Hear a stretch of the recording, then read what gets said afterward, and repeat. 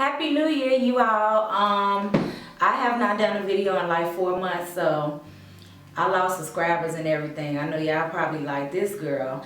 But anyway, like I said, Happy New Year. I actually wanted to start doing discussion videos. Like I want to get back to my beauty videos, but I want to revamp my page. I want to get like new equipment, lights, so on and so forth. So anyway, in the meantime, like I wanted to start doing discussion videos, you know, real life topics. What I want to talk about today, because it's been weighing on my heart, is I'm trying to understand why men don't know how to date women. Like, certain things that grown men do, I guess I'm confused, because if it was a teenage boy doing it, or maybe a guy in their young 20s doing certain things, I could understand that. But it's things that I just don't understand. I mean, I just don't understand it. First of all, let me start by saying this. It was a guy that I think they were in a club. He asked for a girl number. She told him no. I think she said I got somebody or whatever, but she declined him. He followed her and killed her. That's like, our world is so crazy. You can't even tell somebody no thank you, or I have a boyfriend, like, without worrying about somebody just going all the way crazy on you. That's like the #1 concern. But aside from that, because that's like a whole nother realm, I want to talk about things that guys, I think they know but they don't know. Like with me and with most women, if a guy approaches you, and this should save y'all a lot of headache if you meet a guy and you're not sure if you want to continue talking to him or not. If a guy approaches you, you know what I'm saying? My thing in the past was giving everybody's word merit, versus now, like, I just wait for you to show me actions. Like, what you say to me in the beginning, it means absolutely nothing.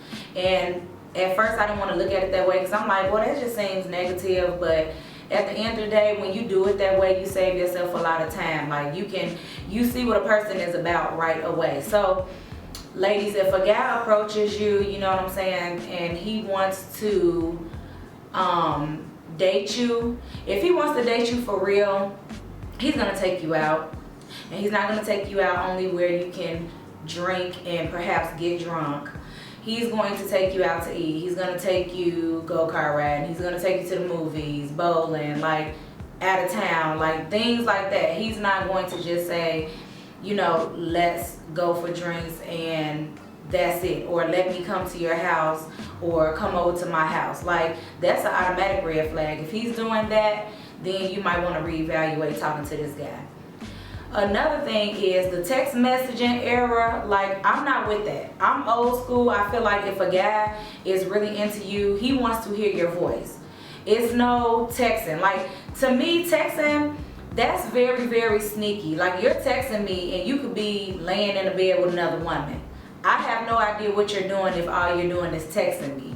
So I'm not the type of woman that would ever go further with a guy if that's his only means of communication. So if a man is texting you more than he is calling you, I feel like a man should be calling you at least 75% of the time. If he's not doing that, you might want to reevaluate talking to that guy, because it's just saying to me he got some secretive things going on. If the guy's not spending time with you, if you are dating a man, you know what I'm saying, and I have plenty of friends that they need to see their guy nearly every day if they're dating.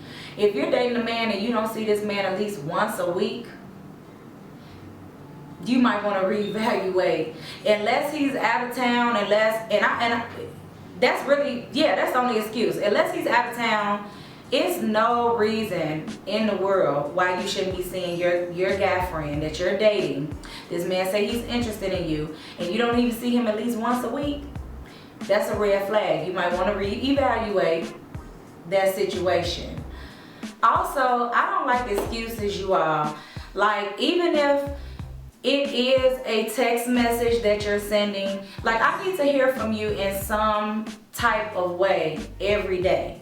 Like, to me, it's ridiculous for a man to think a woman is supposed to believe that you're into her or that you really want to pursue her if she doesn't hear from you, if you don't even care about how she's doing every day, if you don't even care enough to just send a good morning text if you can't call her that day, which I don't believe is any excuse why you can't call, but let's just say you can't.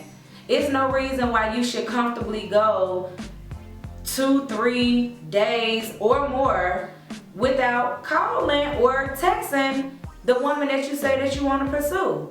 To me, that's the biggest red flag. Like, honestly, if a man can give you nothing but excuses as to the reason why he's not calling you or not texting you or not seeing you every week, then he's doing something. That means, even if, and it don't even have to be a woman, even if he is working and he doesn't know how to balance, that shows you now that everything is gonna come before you in that relationship. If you choose to go forward with that person, Joe Blow gonna come before you in that relationship, because you set the tone in the beginning. You set the tone, and if you allow him to think that, oh, that's okay, you can go 1, 2, 3, 4, 5 days without calling me or texting me, you know, not communicating with me at all because you're busy or just whatever. You know, if you allow a man to think that, you will always be last in a relationship.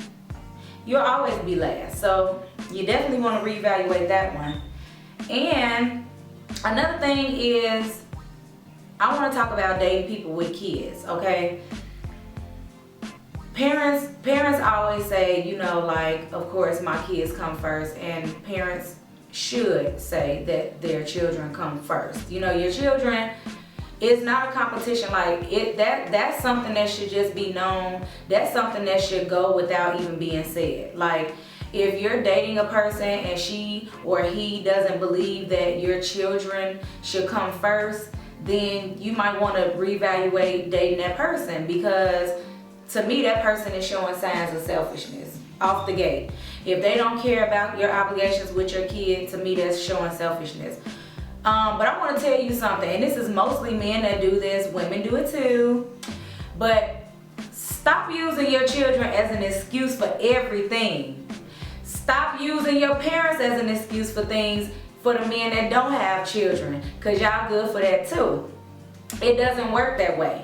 It is a difference between fulfilling an obligation with your kid and fulfilling an obligation with your family, versus every time something comes up that you don't want to be bothered with, or you change your mind and decide that you just want to do it later, or, you know, not at all, then you think, oh, I'll just say my child this, or my mom this, or my dad this, or my family this, period. It doesn't work that way. If a man is constantly bailing out on you, and their only excuse every time is their children or their family, then likely that person is just like putting you at the bottom of their totem pole. Like, you are at the bottom. You're not close, you're not midway, you're at the bottom.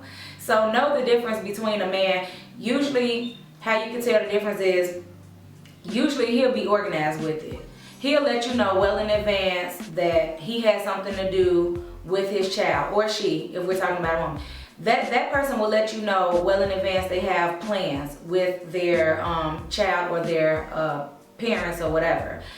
If emergencies arise, they will always keep in contact with you, even if it's just a text message. There is no disappearing and then later on saying, oh, my mom had an emergency or my kids had an emergency. That's how you know the difference. If you feel like you're being avoided and then you're receiving these excuses later, you might want to reevaluate that situation, because again, you will never even be close to first, because you have now accepted that whenever he decides to ignore you and use this excuse, you're going to take it. So, you know, at the end of the day, I just feel like in this age, a lot of guys, they don't know proper etiquette, they don't know proper dating. They try to force you to be okay with certain things, but you never have to be okay with certain things. Like I always say, if it's somebody that you meant to be with, if you're really meant to be with this person, they're not going to want to risk losing you. They're not even going to leave an opening for somebody else to approach you. They're not going to leave an opening for you to tell somebody else that you're still single. If a man really feels like you're a catch or you're somebody that he wants to date exclusively or whatever, he's not going to make you ever feel like you don't know where you stand. He's never going to make you feel like, oh, you know, I don't know what to tell people, you know, when I'm out. And that's the same, and vice versa, but I'm talking about the men right now. He's never gonna make you feel that way, ladies. If you even feel that way, 9 times out of 10, he's not for real, because a guy usually knows like what he wants to be with a woman, like off the top. If you're dating someone that they really don't know and they feel like, you know, they probably, more than likely, they have a lot of stuff going on in their life, and that's baggage. Like, we all have some form of baggage, but you never want to take on too much of a man's emotional baggage from the beginning, because that's how the duration of the relationship is going to go. And I feel like 2 people should be complementary to each other, not supplementary. Like, you shouldn't be dating somebody just to fill a void. You shouldn't be dating somebody because you feel it looks good and you want to prove to your family and friends that, you know, you're committed. Like, you should not have to ever feel like you have a point to prove when it comes to dating. And I've been through a lot of things, so I can speak on these topics. I have been through a lot of things, and I do believe in prayer, and I feel like when I ask God to show me something, he always shows me. Sometimes I get a little bit upset about it because I might really, really, really like the person. But, you know, if you ask God to show you something, he's going to show you. And it's up to you if you want to take what he showed you and move forward. You know, like, sometimes we get in our own way. We see the things that we know automatically is going to be a problem. We see the things that has been a problem if we're already in a relationship, but we continue to want to do things our way repeatedly. And I'm here to tell you that it's probably never going to change. If you are doing things solely your way, it's probably never going to change. And that's just the real. But at the end of the day, don't be afraid to, trust me, if that guy approached you, it'll be plenty of other guys that approach you. Don't think that you gotta hop on the first train smoking. Like, it doesn't work that way. Just like that person wanted you is somebody, and we all have more than one soulmate. So it's just a matter of who gets to you first. We all have more than one soulmate. That's like if you marry somebody and, you know, heaven forbid they pass away and you get remarried. You know what I'm saying? We don't have just one person that is a good fit for our lives, but you know who you know want to be with, like what characteristics this person will hold. You know what you're worth. The person that you choose to settle down with and be with is a reflection of you. Like, people always say, well, you know, you give off, you attract, like, kind of like who you are. Some of that is true to a degree. Some of it ain't. Some men just shoot their shot and you decide, oh, they got this, and this quality, I'm gonna give them a chance. But you kind of know that they're really not your fit. Sometimes that's the situation. So at the end of the day, who you choose to stay with, who you choose to be with is a direct reflection of you. If you're choosing to be with somebody that's toxic, you're probably toxic. That may be the case. Or, you know, you may not be toxic, but you may not have like the best self-esteem, or you may just be codependent. You know, it's several reasons as to why we stay with people, but at the end of the day, you know what's best for you, and you really have to go off your own. You can't go off what anybody else really tells you as it pertains to a relationship. You have to feel like you gave it your all. You have to feel like this is the right person to move forward with, or you have to feel like it's time to end this with this person. Like, you have to feel that in the pits of your soul. But if you are calling your friend and you are asking for advice, they're going to tell you more than likely the right thing. We give advice sometimes that we don't follow, but that's what we're supposed to do. We're supposed to, if somebody calls me, whether I know I'm the best at following my own advice, I'm not going to tell you something wrong. I'm going to tell you what I feel is the best advice, and then you take that and you do what you want to do with it. But yeah, men, just to recap, he needs to be contacting you every day. You need to be seeing him every week. Y'all need to be going out on dates, okay? If these things are not happening, if he doesn't make you feel like a priority, you will more than likely never be a priority in that relationship. So, thank y'all for listening to me. Comment below, let me know what you think. Give me your advice, tips. Give me your tips as to what you see as red flags or signs that, you know, the person that you're dating is a good person or is the one to move forward with. Just let me know what you think, guys, and I will talk to you all on the next video.